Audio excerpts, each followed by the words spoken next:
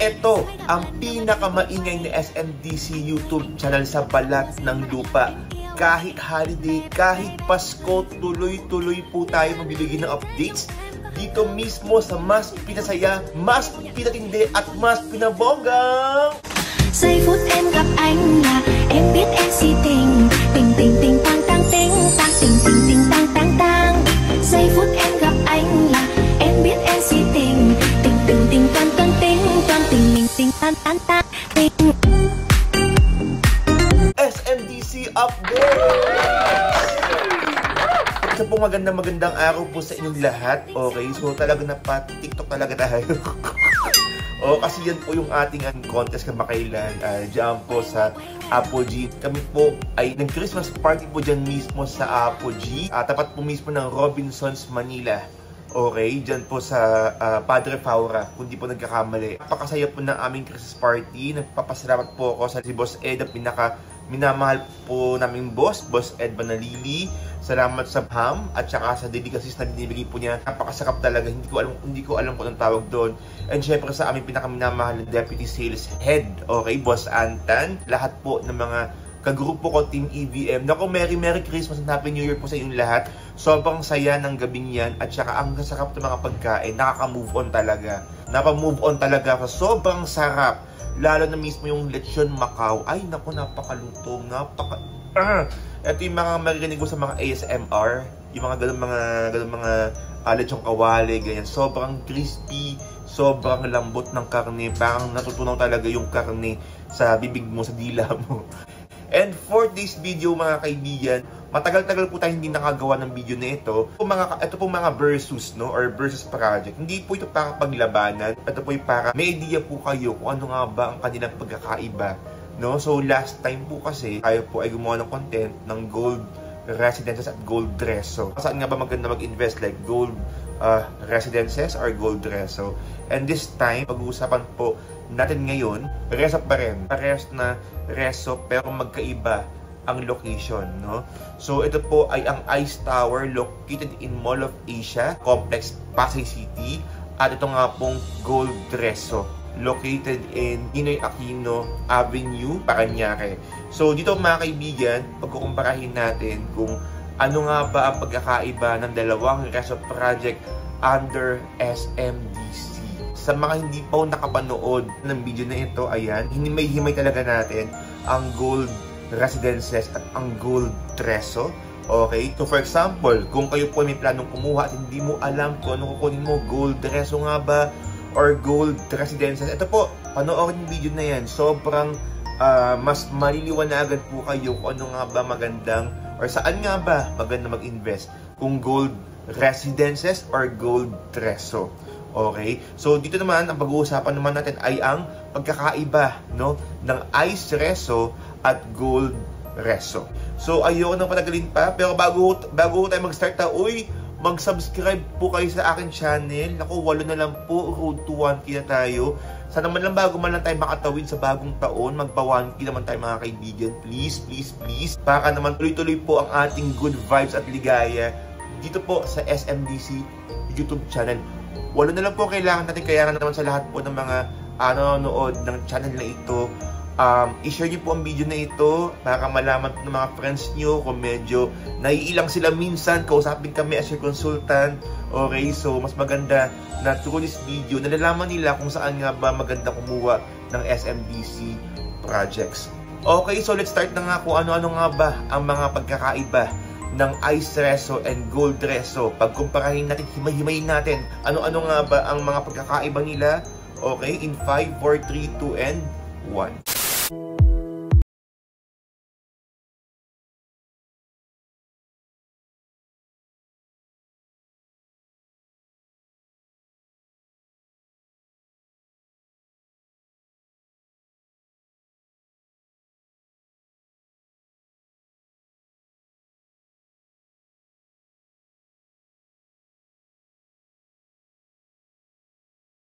Gusto ko lang bigyan diin ulit, no, kung ano nga ba ang ibig sabihin ng reso.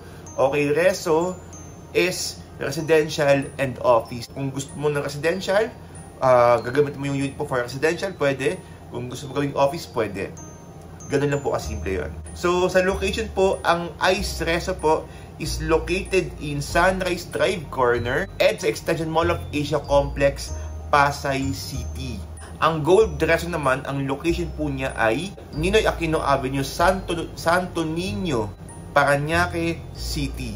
So, yan po yung address naman niya. Part naman si Gold Reso ng Gold City, na kung saan meron din tayong Gold Residencia Phase 1 and Phase 2. Number of towers naman, si Ice Reso ay meron lang pong isang tower. Single tower lang po si Ice Reso. Pero si Gold Reso ay merong dalawang towers. Pagdating naman sa inventory ng mga units or units available, kung ilan nga ba ang units ng Ice Reso, si Ice Reso ay meron lamang 844 units. Pero si Gold City ay merong 2,050 Reso units. So per tower, meron siyang 1,025. Pakakunti lang nito mga kaibigan. So hindi lahat talaga pwedeng magkaroon ng Reso sa Ice at Gold Reso dahil sobrang konti lang po, no, ng mga Reso natin. In terms of physical floors naman, si Ice Reso ay merong 14 physical floors. Si Gold Reso naman ay meron ding 14 levels. 12 Reso levels, 1 mezzanine parking, at 1 ground level retail shop. Okay, sa basement, meron din tayong basement 1 parking dyan po mismo sa Gold Reso. At sobrang konti lang din ng ating parking slot. No? Parang alam ko mga 200 plus lang din ata ang mga parking slots natin dyan sa Gold Reso. So, pag-usapan naman natin ang unit types. Ayan. So, sa mga unit types naman, no, yung mga unit layout. Okay. So, si Ice Reso, meron tayong 4 na units, no, na ino-offer sa Ice Tower. Studio unit, meron po siyang 18.60 square meters. Okay? Sa 1 bedroom unit, meron tayong 25.58 square meters. Sa 1 bedroom end unit, meron tayong 27.02 square meters. Sa 2BR end unit, 36.08 square meters. Sa Gold Reso naman, meron tayong 3 units lamang. Okay, wala po tayong 2 bedroom sa Gold Reso. So, pero, meron tayong studio, 1 bedroom mid, and 1 bedroom end. Sa studio unit, meron tayong 20.27 square meters. Mas malaki di hamak sa Ice Tower. Sa 1 bedroom unit naman, parehas lang sila ng square meter or area, 25.58 square meters. Sa 1 bedroom end unit, lamang po si Gold Reso. Si Ice Tower, 27.02, pero si Gold Reso ay 32.8 square meters. Pero wala po tayong 2BR sa Gold Reso.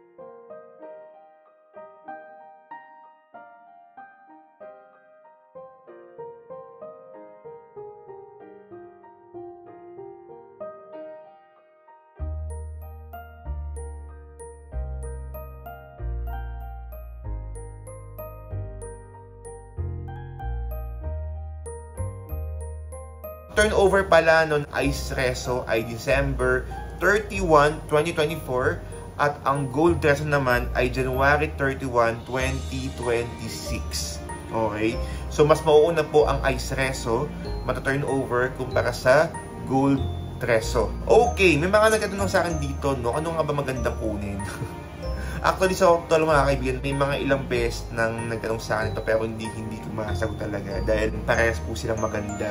Wala pong halong biro, wala pong halong etchos talaga. Sobrang parehas sila kasi like sa Ice Tower, some of you siguro nakapunta na mismo sa Mall of Asia and makita nyo yung structure ng buildings doon. Sobrang iba. Yung mga office towers, yung tinutukoy ko, sobrang iba. Alam mong commercial talaga. Okay? Medyo iba yung mga structure design ng mga office towers doon, no? Like sa amin po sa 2Ecom Towers sa office namin, so super duper ganda talaga ng mga office namin doon, and pati yung labas, pati silipin mo parang alam mo yung proud ka talaga na ay ang ganda ng office namin. Ganun yung vibe namin. Kaya naman dito sa Ice Tower super looking forward talaga ako. Tingnan ang turnover December 31, 2024. Ano nga ba ang itsura niya? Ano nga ba kaalabasan niya? This is the first time na nakabuo po kami ng Reso na hindi lang po residential because naiintindihan po ng SMDC na minsan kailangan talaga natin ng hindi lang residential kundi office. Okay, so kaya po bumuo nga po si SMDC ng ICE Tower dahil si ICE Tower nga mga kaibigan is the first reso tower na na-launch po ni SMDC at sa Mall of Asia pa. Imagine that, sa Mall of Asia pa kung saan medyo rare lang ang mga office units diyan. Kaya ayun na po, magandang opportunity po para sa atin makapag-invest diyan sa ICE Tower. Ito naman si Gold Reso, ang pinaka natutuwa naman ako dito, parang you will notice yung building niya parang kulay gold talaga. Meron tayong gold residences, okay? So meron ako unit doon, Building H na may balcony. Pero dito, syempre pag Maharesa walang balcony. So ang nagustuhan ko naman dito, yung kulay talaga ng building. Parang ano kaya ang itsura ng building na ito pag na-turn over? Feeling ko nga yung 2 Ecom Tower, yung office namin doon, feeling ko nga ang itsura niya, pag kinulayan mo ng gold yun, yung buong building na yun, kinulayan mo ng gold, yun yung kalalabasan ng Gold Reso. Since bago nga po ito si Gold Reso, mas maganda pa, mas modern ang design, mas modern ang yung perspectives ng mga units ayan ng Gold Reso. Kaya naman kahit ako din mga kaibigan, kahit siguro kayo, nagko-compare kayo kung ano nga ba magandang project ang gusto nyong i-invest. Kahit kami mga consultant sobrang nahihirapan, but one thing for sure, kung ano man ang piliin nyo sa dalawang to, nako sobrang panalo po ang investment nyo. Dahil ito po, ito lang po ang meron tayong Reso units, Ito pong ICE Tower Reso sa Mall of Asia Complex, Pasay City, at sa Gold Reso naman dyan po mismo sa Gold City, Ninoy Aquino Avenue, Santo Niño, Parañaque City. Napaka-interesting ng content natin for today's video. Naku, sana po marami kayong natutunan dito mismo sa usapan natin. So, tungkol nga po dito sa ICE Reso at Gold Reso, okay? Meron tayong 360 degree para malaman nyo rin po yung magkakaiba in terms of amenities. Meron tayong 360 degree ICE Tower Reso, okay? I-click nyo po yung link sa baba para mapanood nyo mismo yung ICE Tower Reso 360 degree. At ang Gold Reso, okay, 360 degree, panoorin nyo rin po para makita nyo po yung amenities, yung unit perspectives, okay, yung layout. So, pang ganda po, panoorin nyo po. Para po sa inyo yan, naghihirapan din po natin. Once again guys, maraming salamat po sa inyong panonood mula sa simula hanggang dulo. Marami po tayong surprises, okay, na mga contents na aking ibabahagi bago matapos ang taong ito. At abangan nyo po, ang SMDC Updates 2022 recap po, abangan nyo po yan. Kung ano-ano nga ba ang mga success stories, mga naging achievements, ng SMDC sa buong taong 2022. Balikan po natin mga kaibigan lahat po ng mga success story.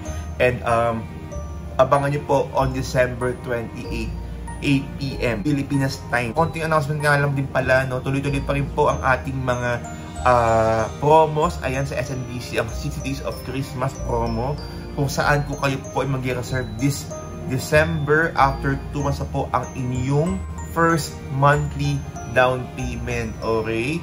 So, marami po tayong mga updates na kailangan nyo malaman. Manatili lang po kayo nakasubscribe sa video na to para tuloy-tuloy po ang updates na kailangan nyo malaman, okay? Once again po, ako po si Justin Akchada, your virtual SMDC International Property Specialist.